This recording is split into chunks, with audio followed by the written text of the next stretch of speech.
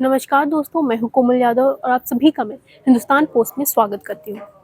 दादर में स्वतंत्र वीर सावरकर स्मारक में स्वतंत्र सावरकर वीर पुरस्कार आयोजित किया गया।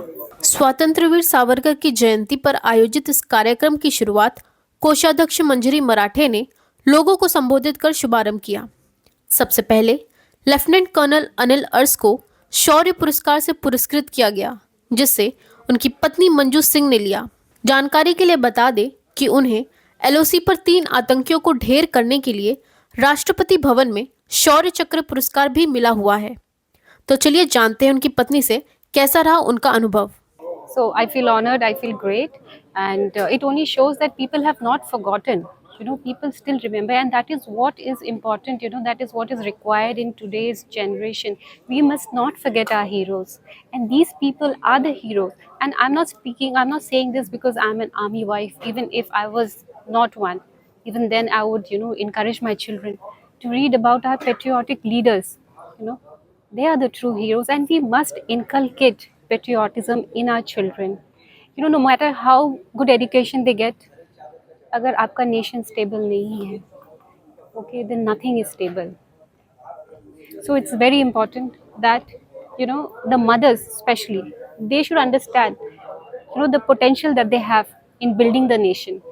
वैसे तो Swami Vivekanand also said that to build a nation, character building and nation building goes hand in hand.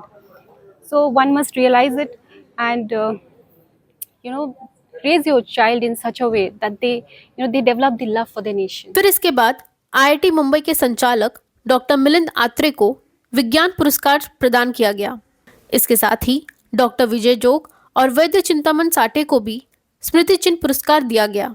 इस कार्यक्रम के चीफ गेस्ट रहे रिटायर्ड आईपीएस ऑफिसर विवेक फनसरकर को, जो कि मुंबई के कमिश्नर भी रह चुके हैं। चलिए अब उनसे भी बात कर लेते हैं। सर, तो मेरा सबसे पहला ये सवाल है कि जिस प्रकार से आपने स्पीच में कहा कि पाठ्य पुस्तक में स्वतंत्र वीर सावरकर के विचार धारणा ये सब सिखाने चाहिए, तो इस पर आप सरकार से क्या मांग करेंगे?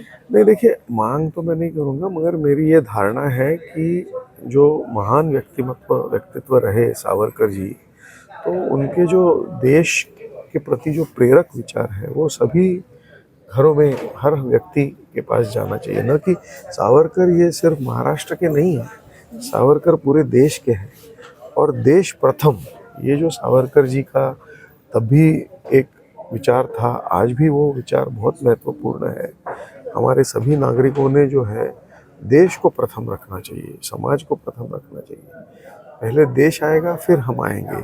अगर ये विचार रहा तभी देश उन्नत होगा, तभी देश आगे जाएगा, तभी हम पूरी दुनिया में जो एक हासिल करना चाहते हैं कि भाई भारत क्रमांक 1 का देश हो, ये तभी हो सकता है। आपने अंडमान और निकोबार का टूरिस्ट स्पॉट हब इसका भी संदेश दिया है।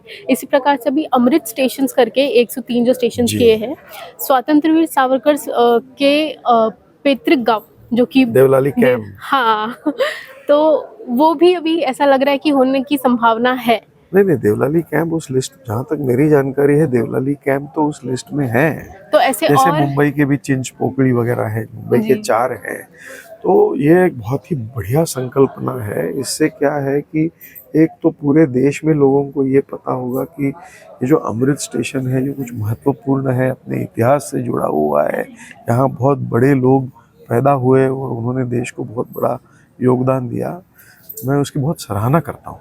जी, अभी जो ऑपरेशन सिंदूर चला, इसमें हमने ना सिर्फ सैनिकों को वहाँ पे युद्ध लड़ते हुए देखा, बल्कि हमारे खुद के भारत में कुछ ऐसे जासूस भी निकले हैं, ज्योति मल्होत्रा जैसे, जिन्होंने घर का बेदी लंका ढाई वाले सीन कर दिया है।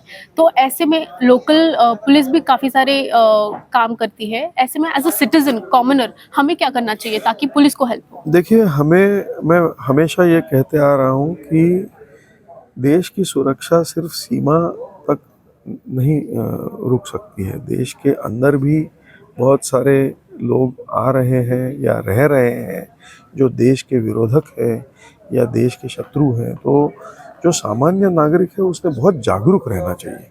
हम किसके साथ उठते बैठते हैं, वो क्या करता है या करती है, हम काम पे जाते हैं वहाँ कुछ संदेहजनक अगर है, हम कहीं भी जा रहे हो, अगर हम जागरूक रहे तो हमें हमेशा ये विचार करना चाहिए कि हमारे साथ जो है वो कोई गड़बड़ी तो नहीं कर रहा है या नहीं कर रही है।